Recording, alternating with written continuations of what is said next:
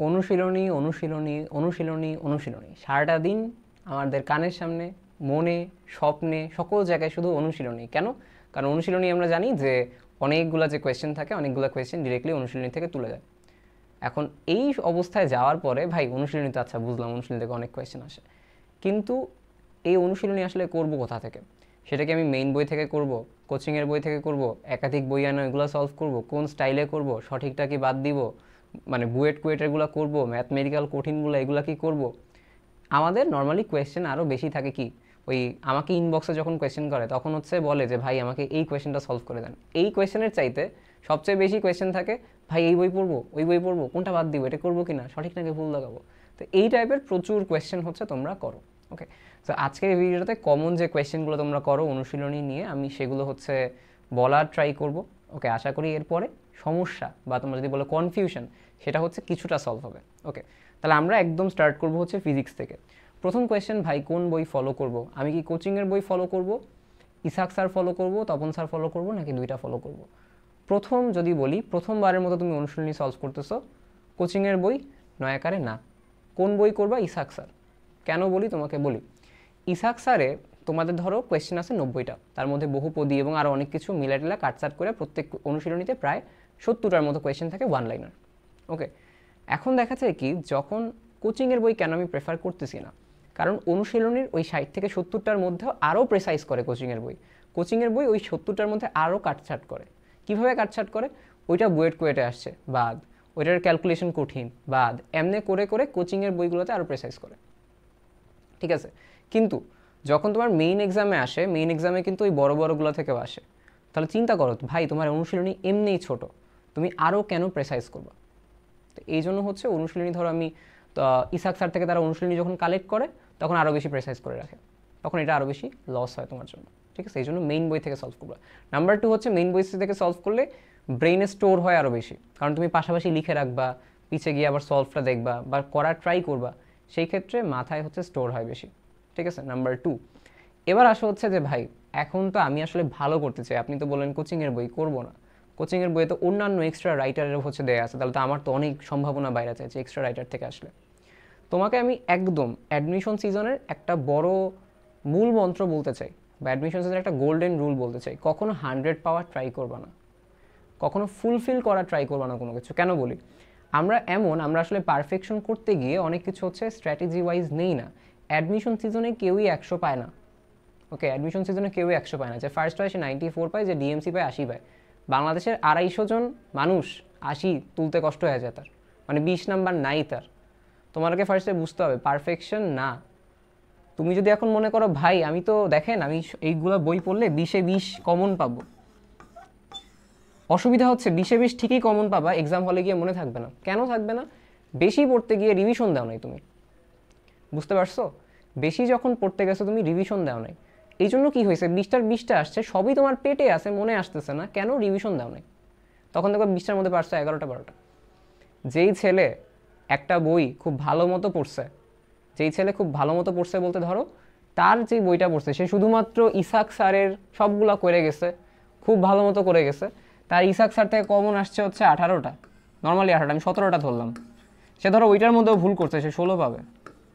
তুমি 20টাই করে গেছো, প্র্যাকটিস করো নি, তুমি পাবা 12 বা 13। ঘটনা বুঝতে পারছো? অ্যাডমিশন সিজনের এটা খুব ইম্পর্ট্যান্ট একটা জিনিস, যাই পড়ি না কেন রিভিশনের টাইম বের করতে হবে। ওইভাবেই আমার সিলেক্ট করতে হবে যে যেই জায়গা থেকে সবচেয়ে ম্যাক্সিমাম আসে সেই জায়গাটা আমি ধরবো, সেই জায়গাটা রিভিশন দিব, তাইলে আমার জন্য বেটার হবে। আমি বুঝাইতে পারছি আশা করি তোমাদের। ঠিক আছে, এটা একটু তোমরা মনে করতে পারো যে ভাই আপনি তোমাকে ফুল মার্কস থেকে বঞ্চিত করতেছেন না, এটা ফার্স্ট প্রায়োরিটি বলি তোমাকে, আমি আস্তে আস্তে স্টেপ ওয়াইজ বলছি কেমন তুমি 20 তুলবে। অবশ্যই 20 তুলতে হবে, 20 তোলা ভালো, ফিজিক্সে 20 তোলা যায়, বাট কীভাবে তুলবো আমি সেটা তোমাকে বলি। তাই কখনও প্রথমবারের প্রায়োরিটি এইটা নিবা না সব করে ফেলবো। ফার্স্ট একটা স্মল, আমরা বলি চাঙ্ক বলা হয় না, স্মল হচ্ছে একটা ঢিল নাও, ওই ঢিলটা মাথার মধ্যে দাও। ফার্স্টে হচ্ছে কি তোমার ইয়াটা কেমন হওয়া উচিত, ইসাক স্যারে যা আছে ওইটা ক্যালকুলেশন কঠিন হোক, ওইটা বুয়েটের হোক কুয়েটের হোক, কনসেপ্ট থাকলে আমি তোমাকে বলি আমার হচ্ছে যেই প্লে লিস্টটা আছে অনুশীলনীর, ওইটা কিন্তু আমি বুয়েট কুয়েটেরও করাইছি, কারণ আমি জানি যে ভাই এগুলো স্কিপ দিয়ে লাভ নেই, আসে এইটা। নাম্বার 2 হচ্ছে ক্যালকুলেশনগুলো আমি অ্যাপ্রক্সিমেশন দিয়ে করাইছি। ওকে, কিছু আছে হচ্ছে একটু মুখস্থ টাইপ। ওকে, তো যেগুলো মনে করতে পারো একটু কনসেপ্টে কঠিন লাগতেছে বা তোমার মনে হতে পারে একটু অ্যাপ্রক্সিমেশন লাগতেছে, জাস্ট আনসারগুলো একটু দেখো, মুখস্থ না, আনসারগুলো একটু ফ্যামিলিয়ার হইলেও রিভিশন দিলেও পরের বার যখন আসবে তুমি ধরতে পারবা যে আচ্ছা আনসার এটা ছিল। বুঝতে পারছো? তাহলে এটা হচ্ছে তোমার ফার্স্ট প্রায়োরিটি, ইসাক স্যারটা করা। ইসাক স্যার একবার করার পরে যখন তোমার কাছে কনফিডেন্ট হবে যে না ইসাক স্যার থেকে আমি আসলে পারবো, বা এট আ টাইম ইসাক স্যার থেকে দিলে 90% কোয়েশ্চেন আমি পারতেছি, তখন তুমি যাবা হচ্ছে দুইটা জায়গায় যেতে পারো চাইলে। হয় তুমি ডিরেক্টলি এখন তুমি কোচিংয়ের বইয়ে যেতে পারো, বা তুমি তপন স্যারের বইয়ে যেতে পারো। এখন বলতে পারো ভাই আপনি যে দুইবার বললেন, প্রথমবার পড়লেই তো তপন স্যার একদম শেষ হয়ে যেত, ঠিক আছে, টাইম কনজিউমিং, বাট তোমার কাছে হ্যাজার্ড লাগতো জিনিসটা। তুমি ইসাক স্যার করার পরে তপন স্যারে যাবা না, গ্যারান্টি দিয়ে বলতেছি 90% কমন পাবা। কারণ কি, ইসাক স্যার কিন্তু নতুন কোনো কোয়েশ্চেন লেখে নাই, ওইটা বোর্ডের কোয়েশ্চেন। তপন স্যারে গিয়েও সেম বোর্ডের কোয়েশ্চেনে এক্সট্রা কিছু দুই একটা মানে নতুন পাবা। তো ওইগুলো হচ্ছে কী করবো, ওইগুলো তখন তুমি তপন স্যারের বইয়ে এরকম করে মার্ক করে রাখবে যে এইগুলো হচ্ছে এখানের নতুন জিনিস, এগুলো হচ্ছে এখানে নতুন জিনিস, এমনি করবা। লাস্ট মোমেন্ট রিভিশন দিবা, এই দুইটা করতে পারো। অথবা কোচিংয়ের বই যেগুলো আছে, কোচিংয়ের বই যখন তুমি দেখবা তখন তুমি কোচিংয়ের বইটা সলভ করতে পারো। তাহলে তোমার প্রথম প্রায়োরিটি হচ্ছে প্রথমবার যদি করো ইসাক স্যার মাস্ট, এবং এইটা যখন করতেছো এটা বারবার রিভিশনে রাখতে হবে। আর কিছু পড়ার না পড়ো এটা রিভিশনে রাখবা তুমি, কারণ ভাই তোমার টার্গেট হচ্ছে যেগুলো কমন আসবে অ্যাটলিস্ট যেন এই 16-17 মার্কস মিস না যায়। তারপরে তুমি এক্সট্রা মার্কস ক্যারির জন্য যে ভাই আমার তো র্যাঙ্ক ভালো লাগবে, তখন তুমি তপন স্যার কোচিংয়ের থেকে ম্যাথগুলা যে অনুশীলনীগুলো সেগুলো সলভ করবা এটার পাশাপাশি। ওকে, ম্যাথমেটিক্যাল পার্ট তো বললামই, এবং হচ্ছে এটা অন রিভিশনে রাখতে হবে। তাহলে আমি আশা করি হচ্ছে ফিজিক্সের কেসটা তোমাদের বুঝাইতে পারছি। একদম প্রথমে যদি 25 ব্যাচ হও, প্রথমে ইসাক স্যার করো, আর টেনশন নাই কোনো, তারপরে অন্যগুলোয় আসো। 24 ব্যাচ হলে প্রথম কাজ ইসাক স্যার করা, বেটার পারফরমেন্সের জন্য ইসাক স্যারের সাথে যখন তুমি একবার করে ফেলছো তারপরে তুমি চলে আসবে হচ্ছে কোচিংয়ের বই, এবং কোচিংয়ের বই যখন পড়তেছো ইসাক স্যার পাশাপাশি ডিভিশনে রাখবা, যে আজকে আমি চ্যাপ্টার 5 ধরছি, ইসাক স্যারও পড়লাম আর হচ্ছে তপন স্যার বা হচ্ছে কোচিংয়ের বইটা বললাম। আশা করি হচ্ছে বুঝাইতে পারছি। এখানেও বেশ কিছু কথা বলছি। Same goes for chemistry. কেমিস্ট্রির জন্য first priority is only for Hazari. এটা যদি ক্যালকুলেটিভ জিনিসগুলো টাফও হয়, যেরকম তড়িৎ রসায়ন অনেকগুলো টাফ জিনিসপাতি আছে, এগুলো করবা। তাহলে হাজারি ফার্স্ট প্রায়োরিটি, হাজারি ম্যাথমেটিক্যাল সহকারে যা আছে ফার্স্ট প্রায়োরিটি, এবং অন রিভিশনে রাখতে হবে। তারপরে পাশাপাশি তুমি কবির বা গুহতে যাইতে পারো, বা হচ্ছে কোচিংয়ের যে বই আছে সেটাও যাইতে পারো। বুঝতে পারছো? আমার মেইন কথা বলার উদ্দেশ্যই কী ছিল? মেইন কথা বলার উদ্দেশ্যই ছিল যে প্রায়োরিটি দেওয়া, যে কোনটাকে রিভিশন দিতে হবে আমাকে, ঠিক আছে? কেমিস্ট্রি নিয়ে বিষয়ে এখন কথা বলার কিছু নেই, ফিজিক্সের মতো জিনিসগুলো যাবে হাজারি ফার্স্টে, দেন কবির গুহ বা কোচিং সাইমালটেনিয়াসলি চালাবা। ওকে, এবার আসো হচ্ছে বায়োলজি। বায়োলজির ক্ষেত্রে আমি তোমাকে বলি, বায়োলজির ক্ষেত্রে বোর্ড কোয়েশ্চেন একটা বই তোমাকে দেখাই, যেই বইটা অনেক মোটা মনে হয়, বাট সেই বইটা আসলে মোটা না। কোন বই? দেখো, বইটির নাম হচ্ছে বাঘ মামার বই। এই বইটার এতটুকু পেজ কিছুই না, আসলে আরও আছে।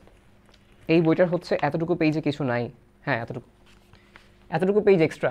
এই যে মোটা বইটার এতটুকু পেজে এমনি দিছে না, দেয় নাই। এই বইয়ে যাবা, দেখবা চ্যাপ্টার ওয়াইজ প্রচুর বোর্ডের কোয়েশ্চেন আছে। ঢাকা বোর্ড 19 চ্যাপ্টার ওয়াইজ দেওয়া আছে, প্রাণী বিভিন্নতা শ্রেণীবিন্যাস। আমি একটা নর্মাল কথা বলি, প্র্যাকটিস বুকের চাইতে এই কোয়েশ্চেনগুলো মোর ইম্পর্টেন্ট। তোমার কোচিংয়ের প্র্যাকটিস বুক বা যে কোনো বইয়ের চাইতে এই কোয়েশ্চেনগুলো মোর ইম্পর্টেন্ট। তাহলে তুমি মানে চ্যাপ্টার শেষ করার পরে এইটা আগে সলভ করো, এইটা তোমার অনুশীলনী। বুঝতে পারছো? কারণ বোর্ড কোয়েশ্চেন থেকে কিন্তু প্রচুর কোয়েশ্চেন ডিরেক্ট কমন আসে, তাহলে যেখান থেকে কমন আসে আমি তো ওইটাই বলবো, তাই না? তাহলে আমার কাজ হবে কি, একদম আজমল স্যার, হাসান স্যার এদের বইয়ের পেছনে দেখবা বোর্ড কোয়েশ্চেন আছে এইটা। অথবা চাইলে তুমি টেস্ট পেপার থেকে করতে পারো, বাট রিসেন্ট টেস্ট পেপারগুলোর সমস্যা হচ্ছে 16-17 কোয়েশ্চেন নাই, বাট তোমার যে বই আছে এই বইয়ে 16-17 কোয়েশ্চেন আছে এই বইটাতে। এটা আমার নিজের বই, ওকে, তাই এটা হচ্ছে 22 এডিশনের। ওকে, তাহলে এটা হচ্ছে তুমি করবা যে কোনটা, যে বোর্ড কোয়েশ্চেন যেগুলো থাকবে সেটা করতে পারো, টেস্ট পেপার থেকে সলভ করতে পারো, বাট ওই বহুপদী আর চিত্র বাদ দিয়ে। ওকে, এইটা যদি করতে পারো, বা এটার সাথে সাথে তুমি হচ্ছে আজমল স্যার দেখবা চ্যাপ্টার ওয়াইজও এক্সট্রা কিছু ইনফরমেশন দেওয়া আছে। এটা হচ্ছে একটা চ্যাপ্টার শেষে মাত্র 3-4টা কোয়েশ্চেন থাকে, ওইটাও একটু দেখবা, ঠিক আছে? 3-4টা কোয়েশ্চেন থাকে, ওইটা দেখবা। আর আলিম স্যারের বেশ কিছু কোয়েশ্চেন থাকে, এইগুলো করবা। বুঝছো? আমার মতে প্র্যাকটিস কোয়েশ্চেনের জন্য এইটা বেটার, মানে প্র্যাকটিস বুকের চাইতে this one is far better, কারণ এখান থেকে কোয়েশ্চেন কমন আসে ডিরেক্টলি। তাহলে তুমি এই যে এগুলো থেকে করতে পারো, আজমল স্যারের, আলিম স্যারের বা মাজেদা বেগম ম্যাডামের যে বই আছে সেই বইটা থেকে করতে পারো। তাহলে তোমার বায়োলজির প্র্যাকটিস বুকের মানে প্র্যাকটিসটা করা উচিত এইভাবে, যেখান থেকে তুমি আসলে কমন পাবা। এবং এটা তুমি অ্যাট র্যান্ডম করো, সমস্যা নেই, কারণ এটা আসলে ওরকম ফিক্সড কোনো বই নাই, এটা মেইনলি ফিক্সড না, বোর্ড কোয়েশ্চেন।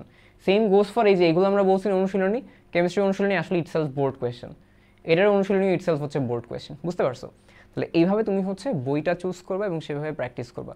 আর যেটা 2 নাম্বার কোয়েশ্চেন বলছিলাম, কঠিন ক্যালকুলেশনগুলো করবো কিনা, অবশ্যই করবো, কারণ হচ্ছে কি আসে রিস্ক থেকে যায়। এখন তোমাকে দিয়ে দিলে বলবা না যে ক্যালকুলেটর ছাড়া করা যায় না, কেন দিছে, তুমি বিগত কয়েক বছরের কোয়েশ্চেন দেখো, ক্যালকুলেটর ছাড়া করা যায় না এমন ম্যাথ দিছে।